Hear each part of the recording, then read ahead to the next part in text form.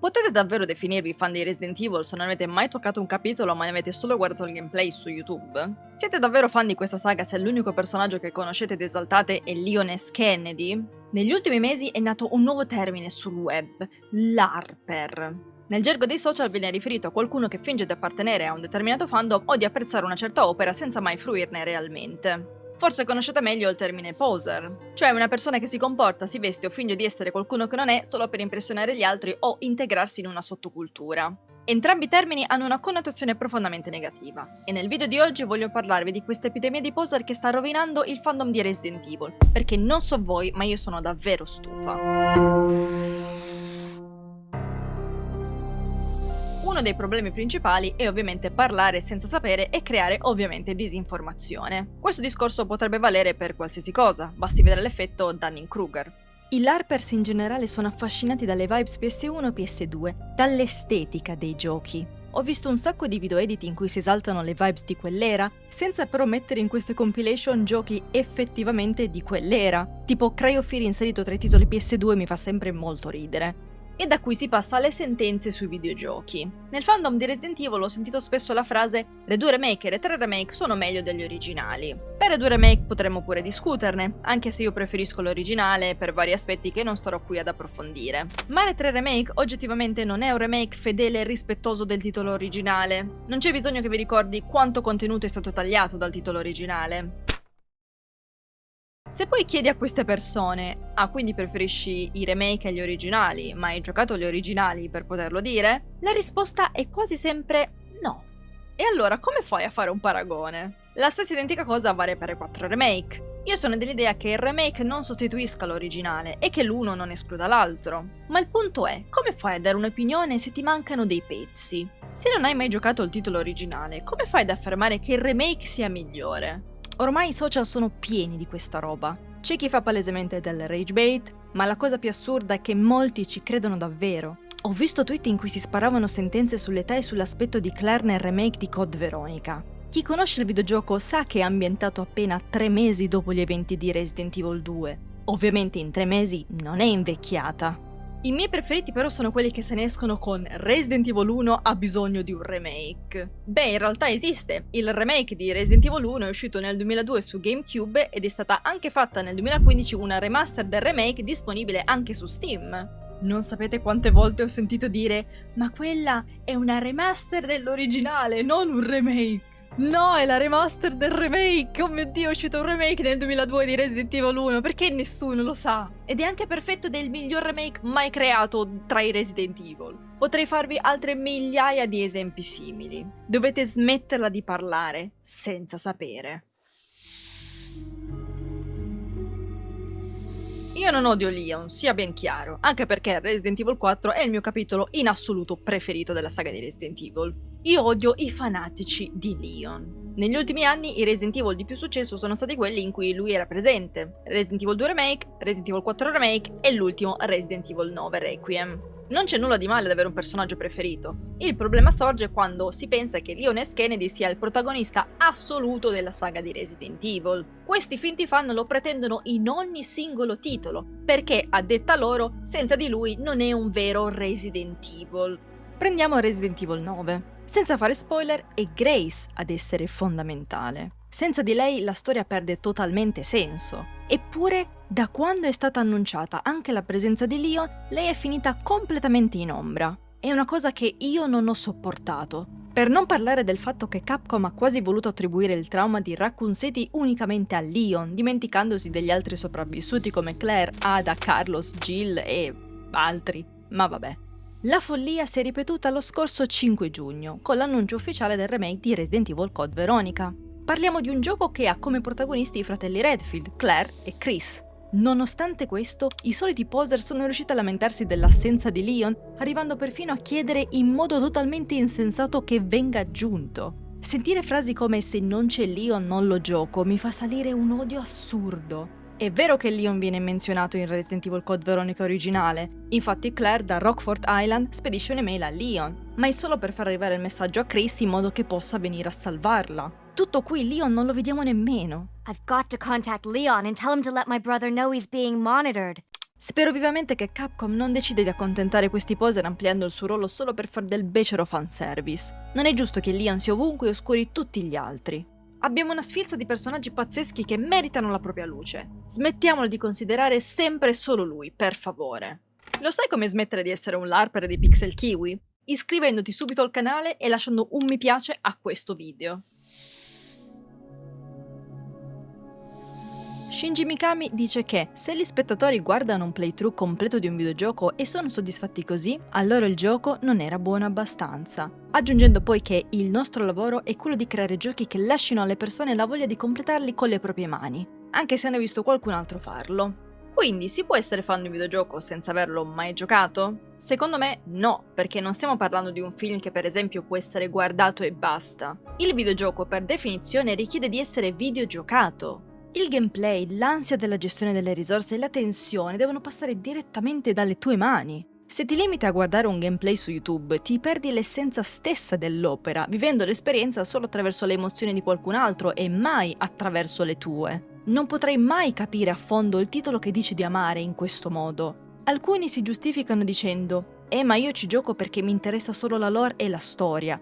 Ma facciamo i seri. Resident Evil non ha mai avuto come focus principale la trama profonda, ma il gameplay e l'atmosfera. In Resident Evil 4 la storia è letteralmente salvare la figlia del presidente rapita da una setta in Spagna. I was wondering if you might recognize a girl in this photograph.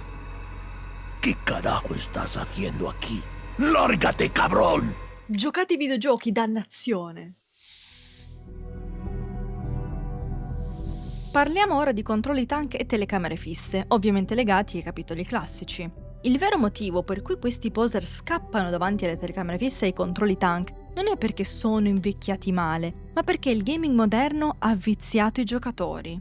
Oggi, se un videogioco non ti prende per mano, non ha la famigerata vernice gialla a indicarti esattamente su quale sporgenza arrampicarti o quale barriere rompere, la gente va in totale panico e si arrende. C'è questo terrore assurdo di sbagliare, di rimanere bloccati e di dover ricominciare da capo, come se il fallimento fosse una perdita di tempo e non parte dell'esperienza. L'emblema di questa pigrizia sono streamer come DSP Gaming, che incolpano il gioco per i propri fallimenti anziché ammettere i propri errori. Questa clip in particolare è andata virale. Lui dovrebbe semplicemente uscire dall'ascensore, ma si mette invece a sparare al mostro e muore. Si lamenta poi del fatto che non fosse intuitivo e che il gioco sia stupido. Do you see why this game is so stupid?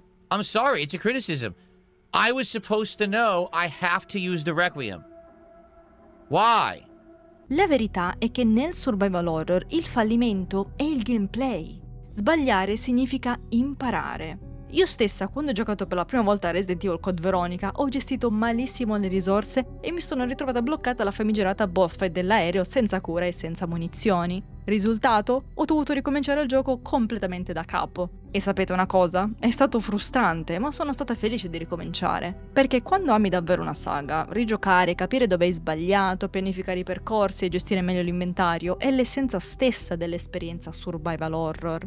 Il problema, secondo me, è che la cultura di TikTok, degli shorts e del contenuto breve ha distrutto la soglia dell'attenzione e la pazienza dei giocatori. Abituarsi a contenuti che si consumano in meno di 15 secondi ci ha fatto perdere la capacità di fruire di qualcosa che richiede fatica, stress ed attenzione. Se ci pensate, questo si ricollega anche al discorso precedente. Guardare un gameplay anziché giocare il gioco per loro è molto più semplice perché tutto lo sforzo della gestione della tensione non devono farlo loro. C'è questa fretta perenne di voler consumare più contenuti possibili il più velocemente possibile, per poter dire sui social «Ehi, lo conosco anche io», senza però investire la minima fatica. E la scusa della difficoltà o della longevità dei giochi non regge. I vecchi Resident Evil non sono affatto giochi lunghi, anzi, basta avere pazienza e voglia di imparare. E per certi classici, fidatevi, ne vale la pena.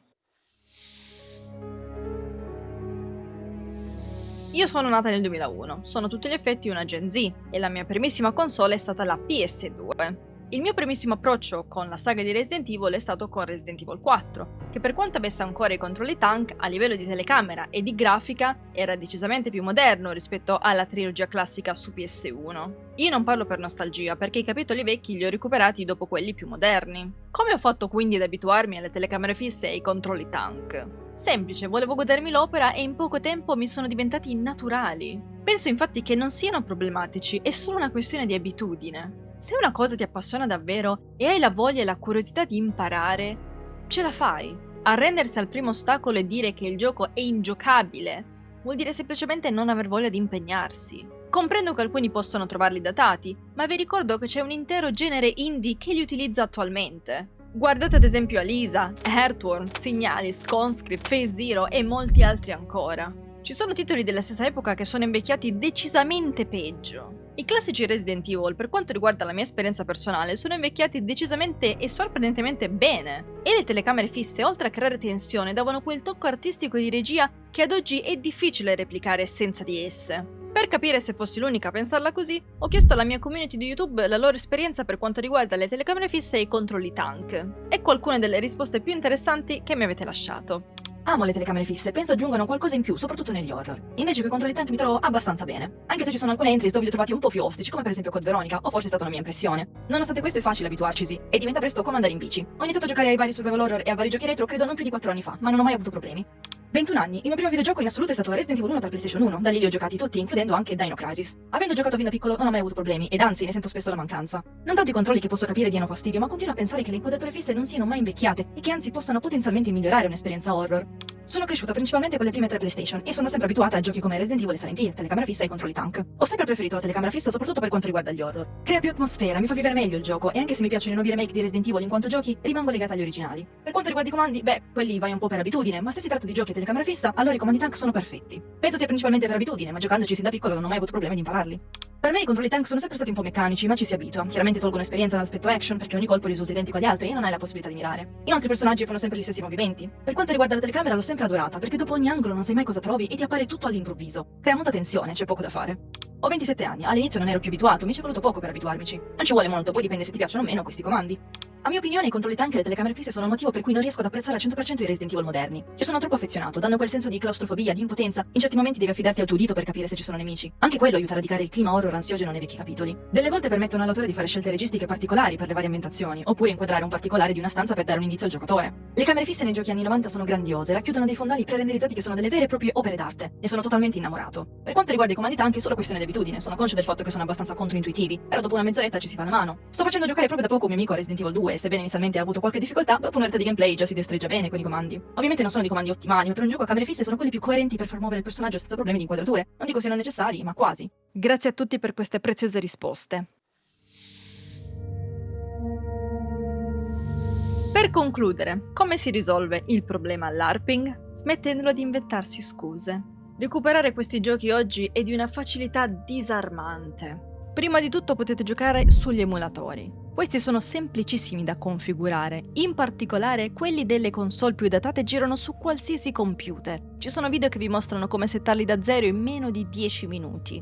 Per tutto il resto c'è Steam se giocate da PC o le console. I capitoli classici disponibili lì finiscono continuamente in saldo a pochi euro. Parliamo di meno di 10 euro a gioco, spesso molto meno. Quindi la scusa del non so dove giocarli o del costano troppo non esiste. Inoltre non c'è bisogno di giocarli a difficoltà massima. Se volete giocare in facile, nessuno ve lo vieta e non siete da meno a nessuno. C'è un motivo se quella difficoltà esiste, no? Non serve nemmeno che come me vi giochiate tutti i Resident Evil, addirittura quello per mobile, Resident Evil The Generation o Resident Evil 4 per la versione Zipo. Esiste un Resident Evil per ogni gusto, sicuramente troverete quello più adatto a voi. Giocate quello che vi pare, basta che lo giocate. Fatemi sapere cosa ne pensate di questo fenomeno dell'LARPing di Resident Evil. Sono curiosa anche di sapere la vostra esperienza con i Resident Evil e quale sia il vostro Resident Evil preferito. Pensate che per essere fan basti guardarsi un gameplay su YouTube? I controlli tank e le telecamere fisse sono così difficili come dicono? Anche voi siete arrivati a non sopportare più Leon a causa di tutti questi poser? Fatemi sapere tutto. Iscrivetevi, lasciate un mi piace, un commento e punti hype per supportare questo video. Ringrazio tutti i miei abbonati Patreon e noi ci vediamo in un prossimo video. Ciao!